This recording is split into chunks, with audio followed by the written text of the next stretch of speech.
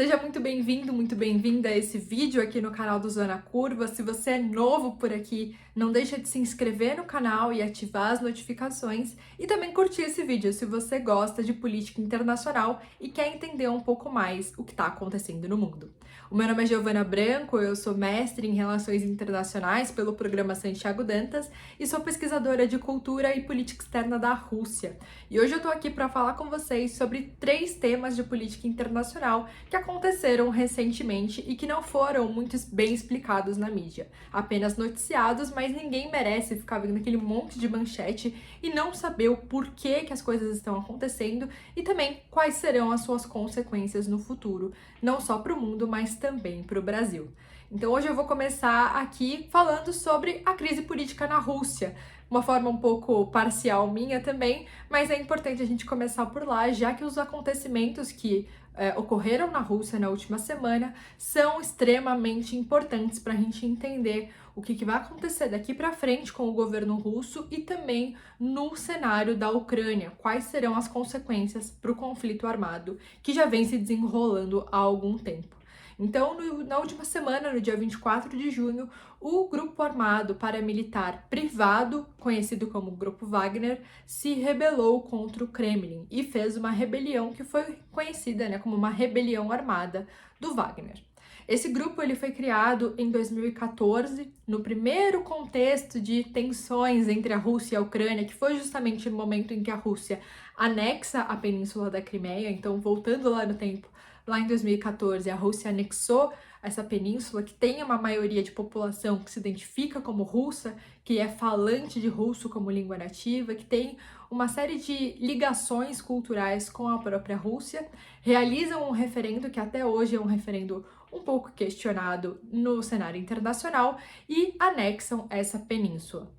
Nesse mesmo momento, começa na região do leste da Ucrânia um conflito também, que é praticamente uma guerra civil. Alguns grupos separatistas ucranianos que começam a lutar contra o próprio governo de Kiev. E esse conflito acaba durando até os dias de hoje. Então, a Rússia já está, de certa forma, em guerra com a Ucrânia desde 2014. Qual que é a diferença entre 2014 e 2022? É que em 2022 nós temos uma oficialização do que estava acontecendo. Embora o Kremlin não utilize a palavra guerra em nenhum momento, eles utilizam operação militar. Essa operação militar veio a público, veio uma declaração específica do Kremlin dizendo que eles estavam sim invadindo o território ucraniano, que eles tinham sim interesses políticos e militares naquela região e que era por isso que eles estavam enviando o exército militar, o exército convencional russo, para as fronteiras da Ucrânia. Lá em 2014 isso não aconteceu. O exército russo tinha sim participação no conflito do leste, a gente já tem relatos sobre isso, nós temos imagens sobre isso, mas por nenhum momento o governo russo realmente admitiu uma participação direta no conflito na Ucrânia. Isso porque naquele momento não era interessante para eles realmente se aliar ao que estava acontecendo ou dizer abertamente que eles tinham interesses políticos naquela região. Então eles agiram por meios obscuros, digamos assim. Um deles é o envio de, tropas e soldados do próprio exército russo mesmo, que ficaram conhecidos como Little Green Men, ou soldadinhos verdes, porque esses soldados eles eram enviados para a Ucrânia, eles eram russos, falantes de russo, com armamento russo, com equipamento russo, mas a Rússia não admitiu a sua participação. Então eles eram soldados como aqueles soldadinhos de brinquedo que a gente vê por aí, soldados que não carregam a insígnia do país, que não têm uma ligação direta com o exército convencional. Mas, obviamente, todo mundo ali sabia que eram soldados da Rússia. A única coisa é que não havia essa formalização da participação russa na guerra. E uma outra forma de atuação da Rússia também nesse conflito era justamente por meio do Grupo Wagner. O Wagner, então, ele foi criado nesse contexto justamente para permitir alguns tipos de operações que não seriam aceitáveis que um exército regular operasse. Então o Wagner ele entra como esse grupo paramilitar privado, que não é uma novidade, nós temos vários desses grupos no mundo, muitos deles americanos, mas também ingleses e de outros países, que operam justamente oferecendo o serviço da segurança. Eles são prestadores, portanto, de serviço, em sua maioria para estados, porque é muito caro financiar esse tipo de grupo. Mas, por exemplo, nós temos personalidades, alguns edifícios, né, coisas interessantes para o patrimônio nacional que também contratam esses soldados, esses paramilitares, para oferecer o serviço da segurança. No caso, o Wagner, então, ele era, de certa forma, contratado pelo Estado russo para operar no palco ucraniano. Então, ele, de certa forma, defende os interesses da Rússia. Ele opera, né, tentando conquistar aqueles interesses que a Rússia acha interessante para si, mas que não acha interessante divulgar para o mundo, não acha interessante dizer abertamente que está em guerra com o país. Então, eles enviam os soldados do grupo Wagner, porque eles são soldados e tropas que são, em última instância, negáveis. É possível que a Rússia utilize esses contratos, né, que realmente tenha esse vínculo, mas que em última instância diga que não tem envolvimento nenhum com os acontecimentos. Isso permite que esses soldados, portanto, ajam também de formas que fujam da lei, fujam de todo tipo de legislação internacional. Isso porque o nosso direito internacional ele ainda é muito fraco nesse sentido, ele é muito amplo. Inclusive a própria legislação russa não prevê esse tipo de contrato, não prevê que o Estado possa ter algum tipo de ligação com um grupo paramilitar privado. Então ainda está nesse campo meio obscuro quando a gente pensa em legislação.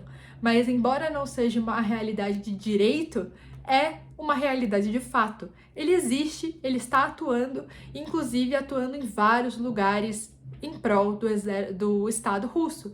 Então, não apenas na Ucrânia, mas também em vários países do continente africano, veio atuando na Síria nos últimos anos, então já veio ganhando bastante experiência nos últimos tempos e cada vez mais sendo utilizado a partir de 2022, no contexto em que a guerra entre Rússia e Ucrânia de fato se torna oficial e cada vez mais acirrada. No dia 24 de junho desse ano, então, o grupo Wagner decide se rebelar contra o Estado russo e marchar até Moscou, inclusive oferecendo uma possibilidade de golpe de Estado. Então, nos últimos anos do governo Putin, essa foi uma das principais ameaças reais ao seu governo. O líder do grupo Wagner, Yevgeny Prigozhin, que assume o grupo apenas no início da guerra da Ucrânia, ele não assume o grupo desde 2014, já veio tendo algumas tensões com o alto comandante, com os altos comandantes do próprio exército. Já veio tendo algumas tensões porque reclamava muito da atuação do exército russo. Reclamava muito que o exército russo estaria, de certa forma, boicotando as ações do grupo Wagner ao não fornecer armamentos suficientes, a não oferecer mantimentos para suas tropas e também a não acompanhar o grupo Wagner em algumas operações. O Wagner, portanto, ele estava sempre à frente da maioria das operações, principalmente aquelas operações consideradas de maior risco. As operações de ataque costumam ser as mais perigosas, porque você se expõe muito mais do que aquele que está apenas se defendendo. E eram essas as operações que o Wagner vinha atuando no cenário ucraniano. E logo atrás deles o exército regular russo, que, querendo ou não, se expunha muito menos aos perigos e tinha uma taxa de mortalidade um pouco menor em compensação, em comparação com os soldados do Wagner. O Prigozhin, então, já vinha tendo esse tipo de tensões, declarações muito polêmicas, é uma pessoa que utiliza muito das redes sociais para expor as suas ideias. E aí, no dia 24, então, ele convoca as tropas do grupo Wagner para marchar em rumo a Moscou e derrubar o governo. Segundo ele, a ideia era ir contra as elites políticas russas que eram corruptas, que estavam, né, atrapalhando todo o cenário estratégico russo. É interessante que por nenhum momento ele critica o próprio Putin de forma pessoal. Ele critica várias pessoas do seu governo, o que, querendo ou não, fragiliza a imagem do governo como um todo, mas ele nunca é direto em relação à figura de Vladimir Putin.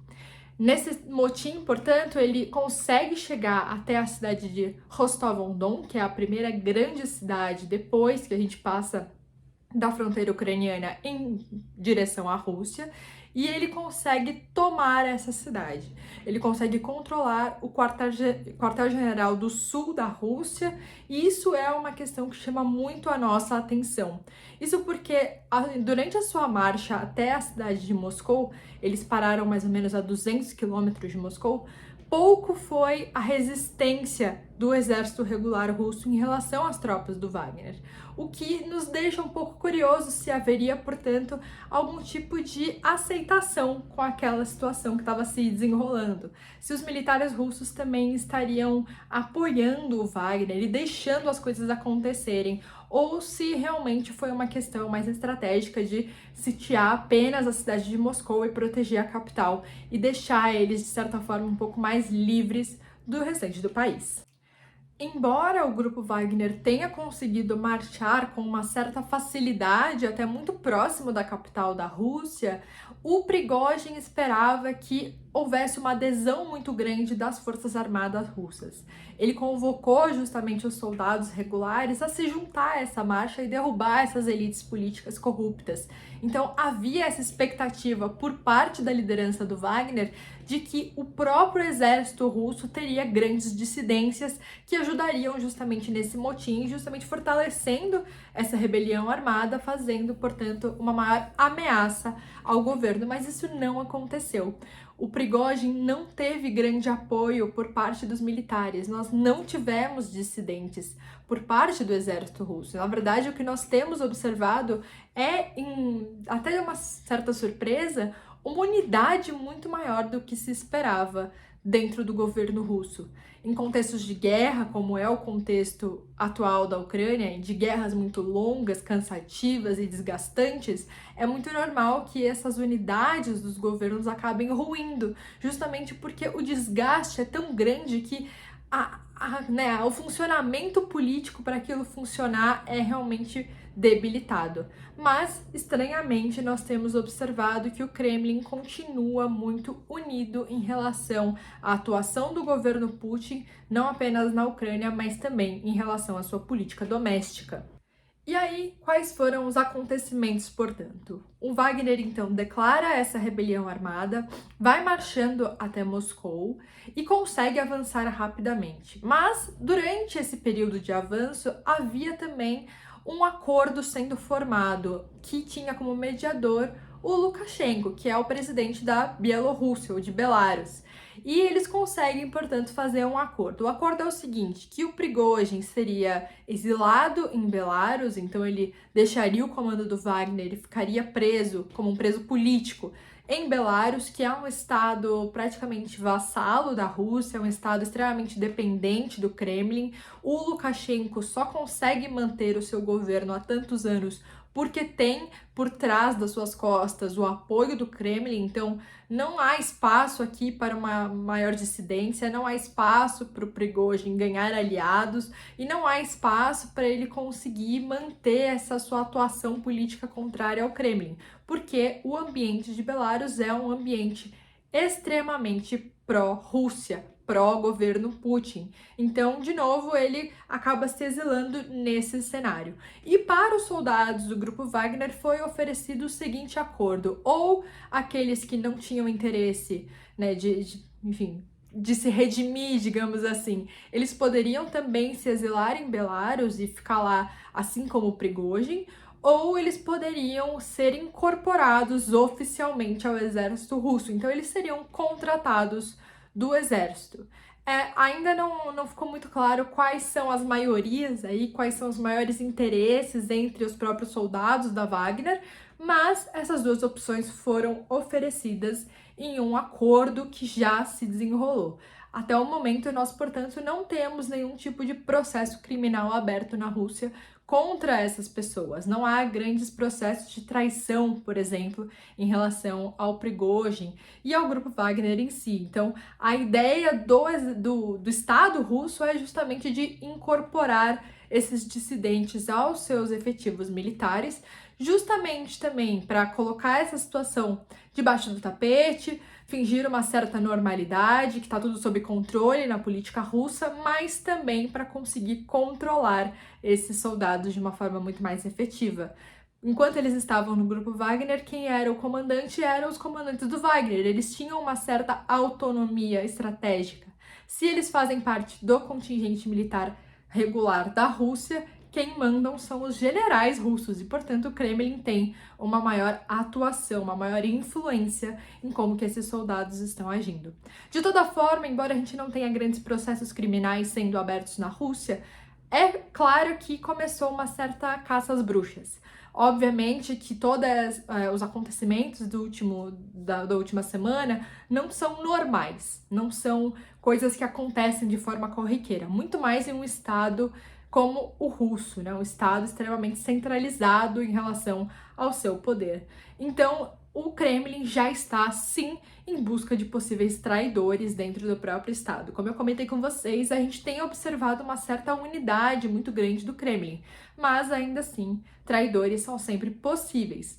Até agora, o general russo Sergei Surovikin já foi preso, o próprio Moscow Times já disse que isso teria acontecido de fato, que ele teria sido preso, mas ainda não há provas concretas sobre o seu envolvimento em relação aos acontecimentos do grupo Wagner.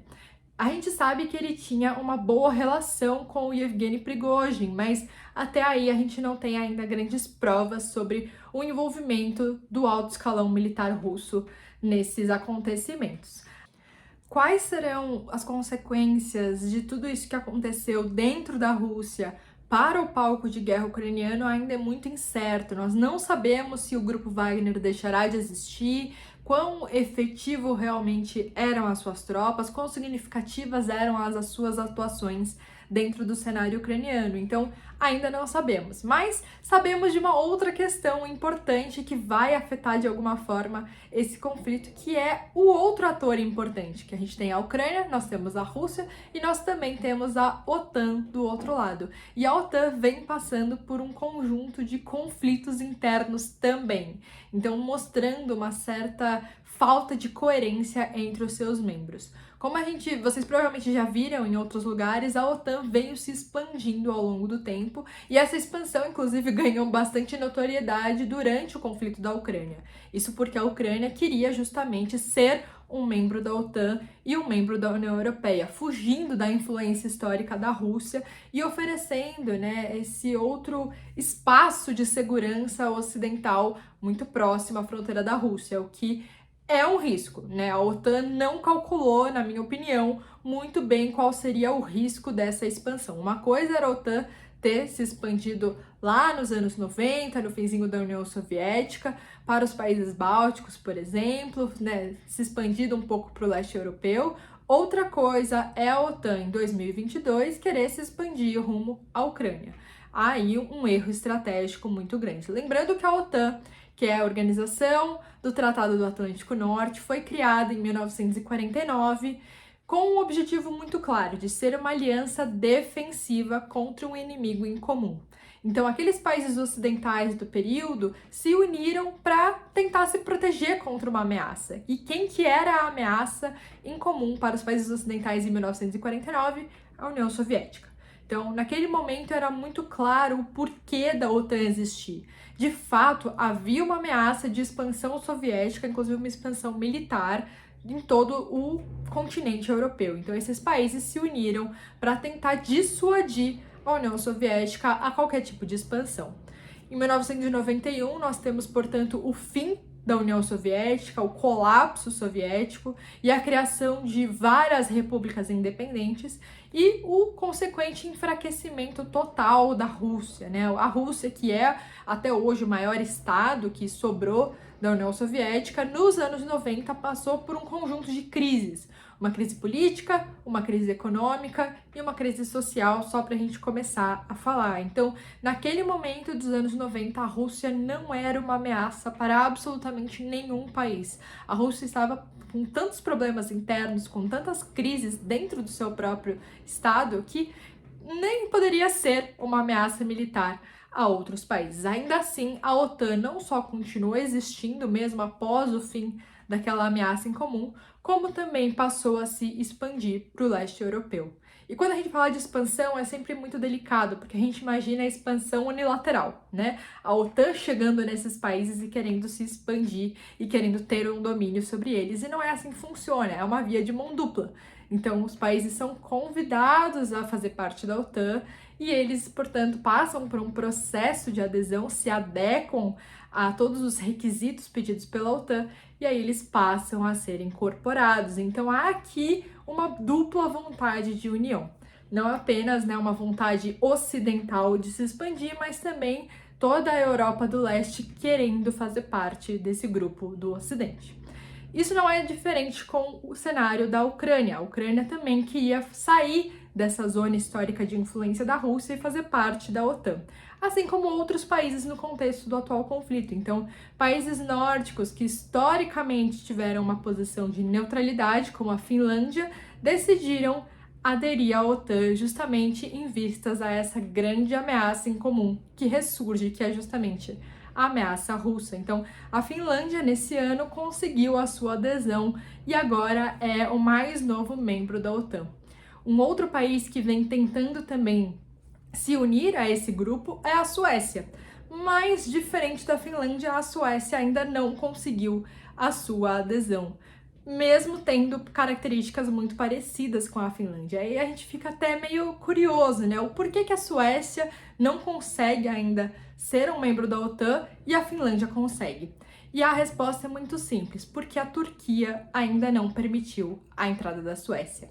Suécia e Turquia têm entre si um conflito histórico, e a Turquia, que é membro da OTAN, não permite a entrada da Suécia. Isso porque para um novo membro ser aceito é necessário consenso total entre os membros existentes. E toda vez que a gente fala de uma adesão da Suécia, a Turquia veta qualquer tipo de possibilidade.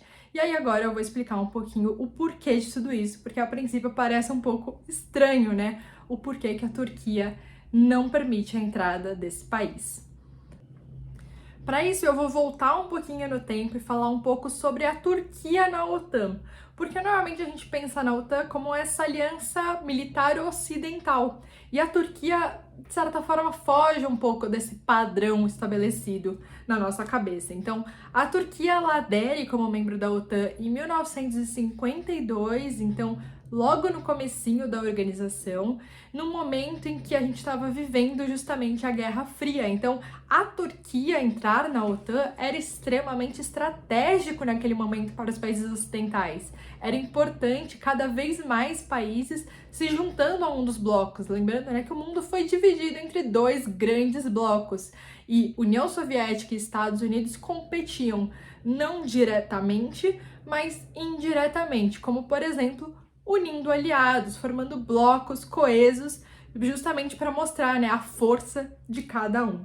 Então a Turquia, naquele momento que passa por um processo de modernização interna, de ocidentalização, o governo turco queria emular os costumes ocidentais, entra na OTAN como uma dessas consequências da sua própria política interna e externa.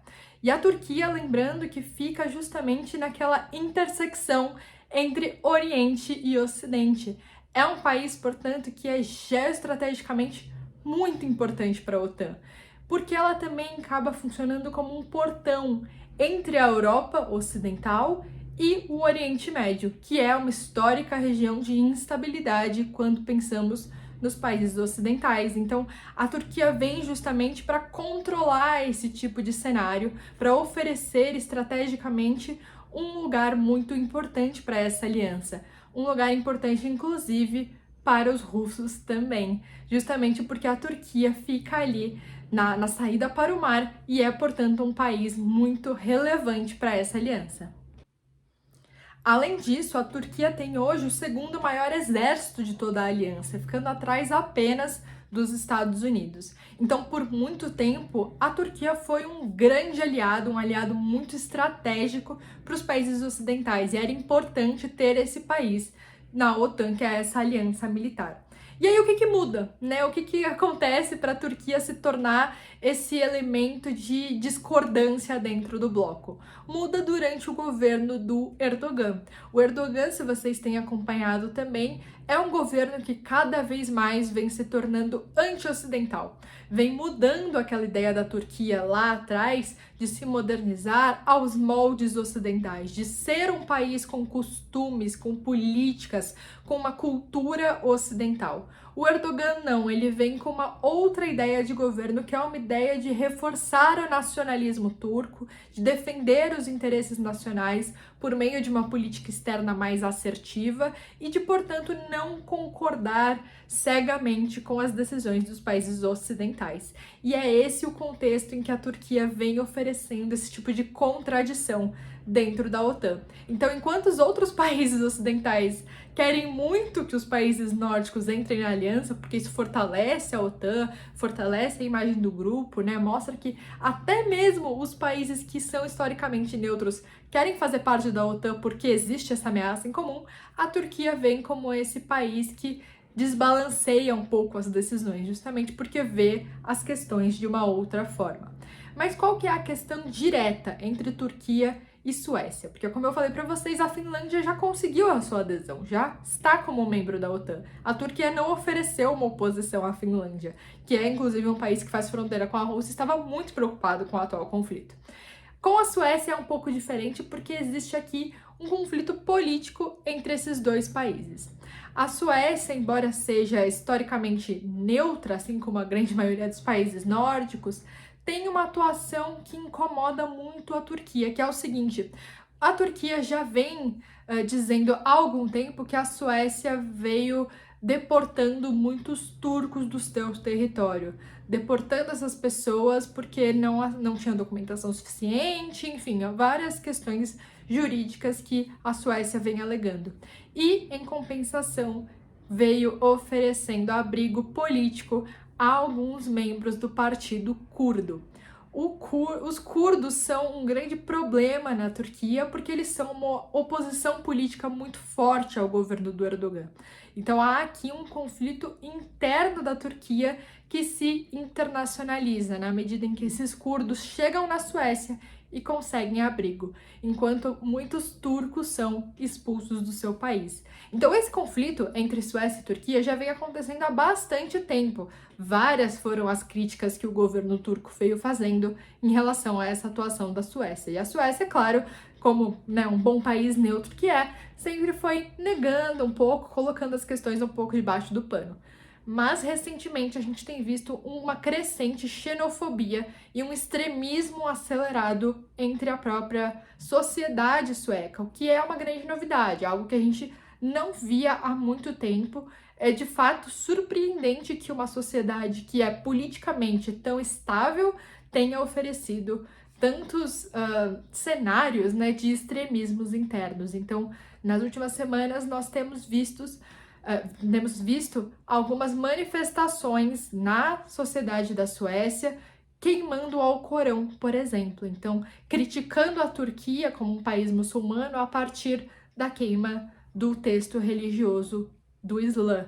E isso é muito grave, né? Embora a gente não possa, de fato, entender qual o objetivo político por trás de tudo isso, ainda assim a crítica cultural é muito forte e claramente a Turquia fica cada vez mais extrema também nas suas decisões contra a Suécia. E isso se transforma em um conflito dentro da própria OTAN. Enquanto os países ocidentais não ligam muito para o que está acontecendo, a Turquia pega esses eventos extremistas para negar à Suécia a sua adesão.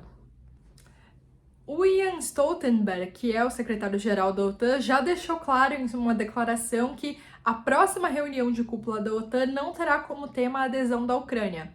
Mas ele ainda não falou nada sobre a Suécia, então é possível sim que a Suécia entre em pauta antes que a própria Ucrânia, justamente tentando mediar internamente essa questão com a Turquia. Mas eu acho muito difícil que os outros países da OTAN, no atual contexto, consigam convencer a Turquia a aderir a essa entrada da Suécia, justamente porque, como eu comentei, cada vez mais eventos extremistas e xenófobos vêm acontecendo na sociedade sueca. Então, é muito difícil que a Turquia deixe isso passar para permitir a entrada deles no bloco. Ainda assim, fica aquela questão, né? Até quando a OTAN vai continuar se expandindo? Será que eles ainda não perceberam que esse conflito na Ucrânia tem também uma das suas raízes nessa própria expansão, que a Rússia se sentir ameaçada e ter a sua segurança internacional violada é também um dos motivos para ela decidir entrar no território ucraniano e fincar a sua influência nesse território? Ou então será que a OTAN acha ainda que esses países podem continuar se expandindo e que isso não terá consequências para a política internacional do futuro? Ainda assim, o que a gente tem visto é que cada vez mais nesse momento de conflito internacional, de instabilidade, a gente tem também observado uma mudança na balança de poder. Quando a gente fala em relações internacionais, o conceito de balança de poder é extremamente falado, que é essa ideia de que existem vários polos de poder pelo mundo e que eles, de certa forma, tentam se balancear para impedir que exista um único hegemon capaz de dominar a todos os outros países. Essa balança de poder, que por muito tempo foi muito mais pró-Ocidente, sobretudo pró-Estados Unidos, vem mudando claramente. Então hoje nós temos, é claro, que a Rússia como uma contrapartida muito grande a essa atuação ocidental, mas também outros países como a China, que, pelo menos do lado econômico, já oferecem grande atuação em relação aos Estados Unidos. E esses países, eles não atuam sozinhos, assim como os Estados Unidos não atuam sozinhos, eles, de certa forma, atuam também por meio da OTAN, por exemplo, a China e a Rússia também não atuam de forma unilateral. E uma das formas que eles utilizam para conseguir mudar um pouco essa balança de poder é por meio do BRICS. O BRICS, que também é um grupo político-econômico que surgiu há alguns anos, justamente para unir em um grupo só os países emergentes, os países que tinham economias aceleradas, Brasil, Rússia, Índia, China e África do Sul, vem também passando por um processo de expansão, ou pelo menos por algumas discussões nesse sentido, que é bem interessante a gente falar sobre essa mesma questão em relação ao BRICS, que não tem nada a ver com a OTAN, porque não é uma aliança militar, né? O BRICS ele vem muito mais por uma questão econômica. Agora, no final de agosto, nós teremos uma reunião do BRICS na África do Sul, em que serão discutidos vários temas, entre eles a possível expansão do grupo. Então, alguns países também já vêm mostrando interesse em entrar nessa aliança, como, por exemplo, a Arábia Saudita ou propriamente Cuba. Então, alguns países já vêm mostrando esse interesse de fazer parte do banco do BRICS, de se unir a essas cúpulas, de ter essa integração econômica mais profunda entre os países em desenvolvimento. Então, essas discussões sobre uma possível expansão vem acontecendo já há algum tempo e tem tido recepções diferentes entre cada um dos países. A China quer se expandir, quer mais é que o BRICS realmente cresça, que a sua influência seja exposta no mundo, que cada vez mais países dependam economicamente da economia chinesa. Então, por lado da China, que inclusive a China era quem estava no comando do Banco dos BRICS até pouco tempo atrás, é necessário essa expansão, é necessário aderir mesmo cada vez mais países.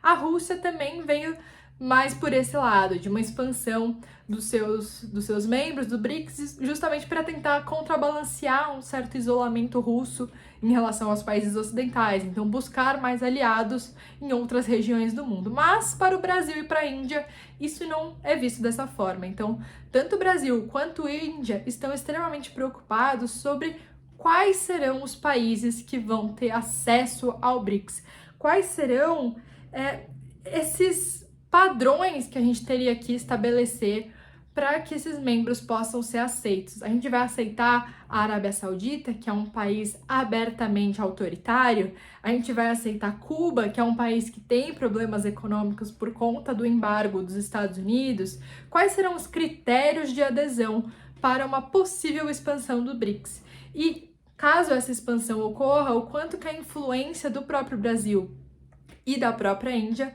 não serão diminuídas dentro do bloco em virtude, dessa expansão, desses novos membros. Então, a gente também tem que acompanhar muito de perto essas discussões sobre o BRICS, porque afetam diretamente a nossa política externa aqui no Brasil e também nos mostram que cada vez mais nós estamos nesse momento do mundo de transição. Se antes nós tínhamos muito claro uma dominação do poder ocidental, sobretudo do poder norte-americano, atualmente a gente tem visto essa transição para um novo mundo, não necessariamente já um mundo multipolar, em que vários atores oferecem polos de poder independentes e que se balanceiam entre si, mas nós estamos caminhando para esse lado, embora ainda não seja consolidado, estamos indo para isso. E a parte um pouco mais preocupante sobre isso é o renascimento dessa divisão do mundo, né? Cada vez mais nós estamos dividindo o mundo em blocos de influência. Se durante o momento pós-Guerra Fria a gente falou muito de globalização, de integração econômica, integração cultural, de certa forma até de universalização de certos valores, hoje, 2023, nós estamos vendo a criação de novos muros, né? De novas separações entre os países, de reforçar os nacionalismos e reforçar os interesses dos próprios estados. Então, de novo, nós estamos passando por esse momento de transição, que é, em última instância, um momento de divisão internacional também. Eu espero que vocês tenham gostado do vídeo de hoje. Não deixem de colocar aqui nos comentários todas as dúvidas que vocês tenham em relação a esses temas. E também, se vocês quiserem que eu explique alguma outra coisa, também deixem aqui como sugestão. É isso, gente. Muito obrigada e até o próximo vídeo.